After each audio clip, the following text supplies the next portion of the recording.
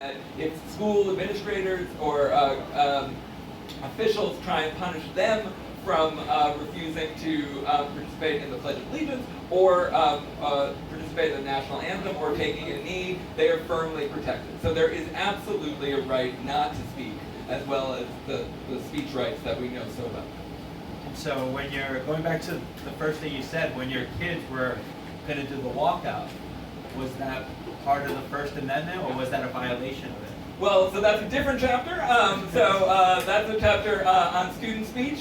So I begin with the national school walkout question, and then I tell the amazing story of Mary Beth Tinker, who was a 13-year-old girl in Iowa during the beginning days of the Vietnam War, and she wears a black armband to class to protest the war, and she says to honor the dead on both sides, which is a very radical notion in its day, to respect the death of the Vietnamese citizens. Her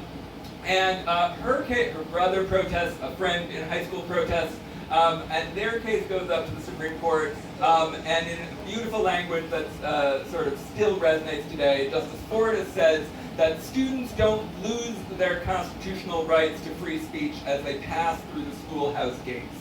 So you have a right to non-disruptive protest in school, and there has to be sort of a reasonable forecast of disruption. School officials can't just say there might be disruption or there could be a disruption. There has to be some kind of reasonable reason why that could happen.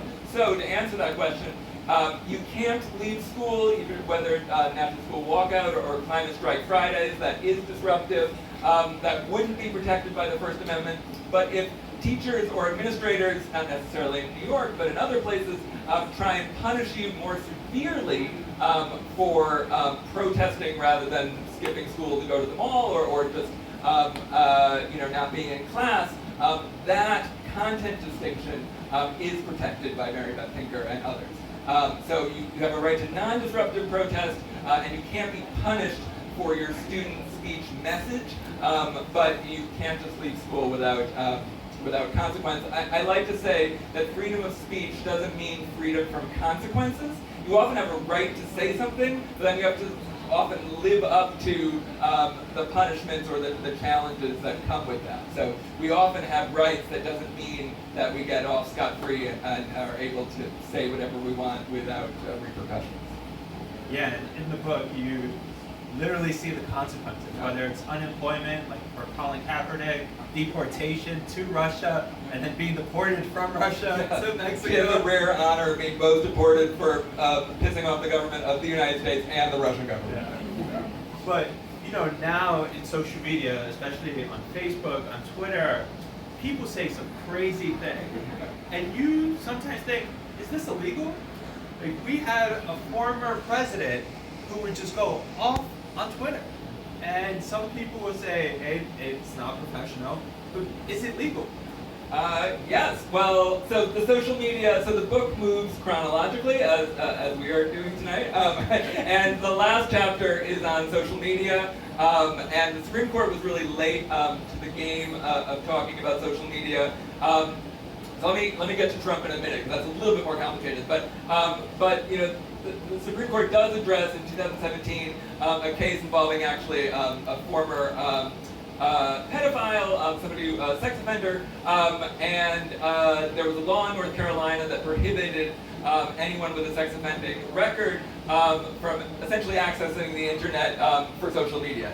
Not to prey on people, but just any type of use of social media. And the case goes up to Justice Kennedy, and one of his last decisions before he retired, Justice Kennedy says that whatever was sort of the public forums that we used to talk about where our speech rights were greatest, that's usually public parks or street corners, that in today's day and age, meaning the 2000s, the 2017, the vast forums of the internet, and particularly social media, the vast public forums of the internet, that are where our speech rights are most useful and most important.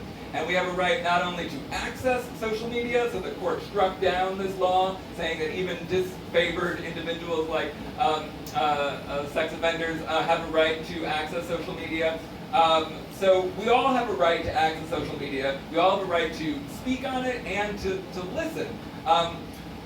The more complicated questions are, as you're bringing up, sort of the disinformation and the lies that are often spread. So the flip side of all this advocacy for speech is that even false speech is protected.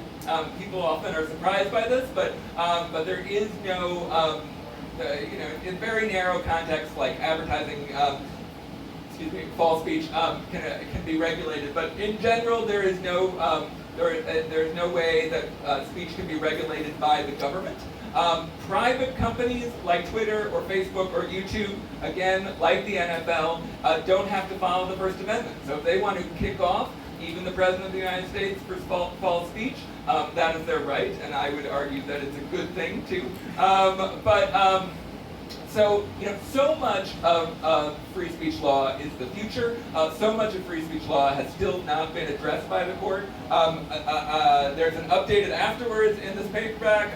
So even those of you who have the hardcover are going to want to get the paperback to hear me talk about the most important new social media case, which I won't go into right now, but the court had one more important student social media case that I talk about in the updated afterward. It's called Mahonoi. Involves a cursing cheerleader on Snapchat.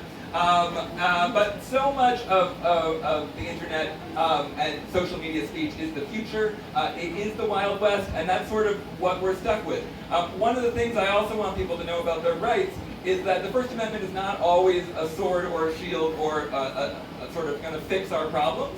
And we need to know when that's the case. I don't think that the First Amendment fixes our problems of disinformation on social media. I think that's where we need to be involved with grassroots advocacy to make change. But it's not going to be a law or the court that's going to jump in and save us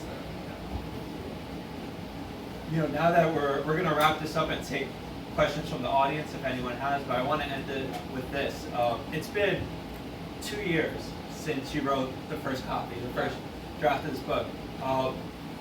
What has been the best critique that you have received?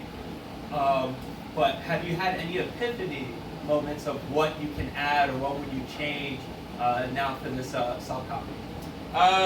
Cool question. So what's the critique?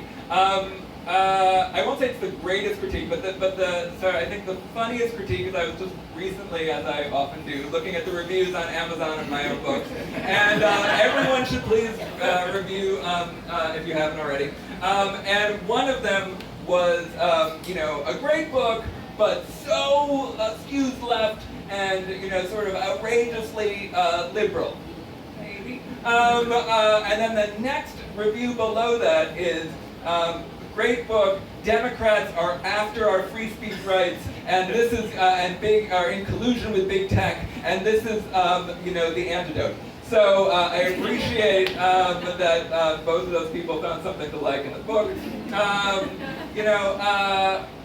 In terms of the second part of the question was, what would I want to add, or what did I want to change?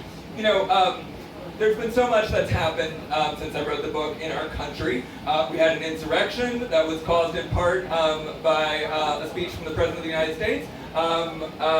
When I talk about Madonna and criticizing the President of the Women's March in Chapter 1, I did not know that that was going to be part of Trump's defense for a second second impeachment trial.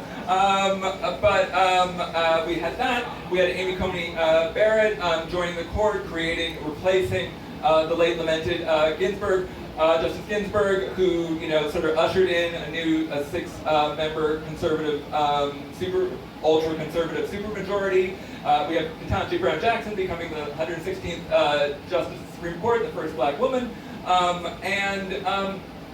we have the end of Dobbs, which brings about the end of abortion rights. And as tragic and outrageous as that is, it really undermines the whole nature of our belief in precedent and constitutional law. I mean, the whole book is about arguing about there are these rules and precedents that we should learn from, and then Dobbs just sort of throws that all out the window. We can talk about that if people want, but thankfully, at least this is small comforts. But thankfully, at least in the area of First Amendment law, even much of the ultra-conservative court still believes in the First Amendment, still believes in free speech. And what I found gratifying is every time that somebody asks me a new question, which we can talk about tonight, a new question about, can we have a TikTok ban?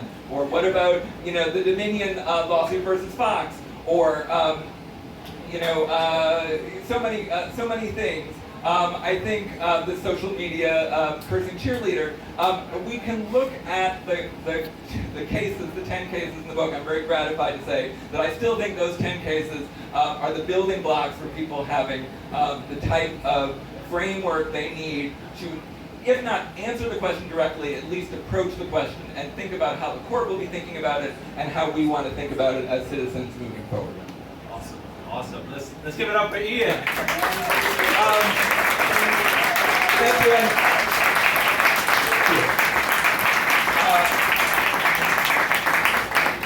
Thank you so much. Before we take questions, I also just want to say that it's such a privilege to get to be talking with Chris. Chris is, not only I'm so proud that he is my city council person, but he is somebody who truly believes in the power of bringing people together through protest, and creating change that betters our community. There is no better spokesperson for the First Amendment than Chris Marte, and I'm so honored to be talking with you today.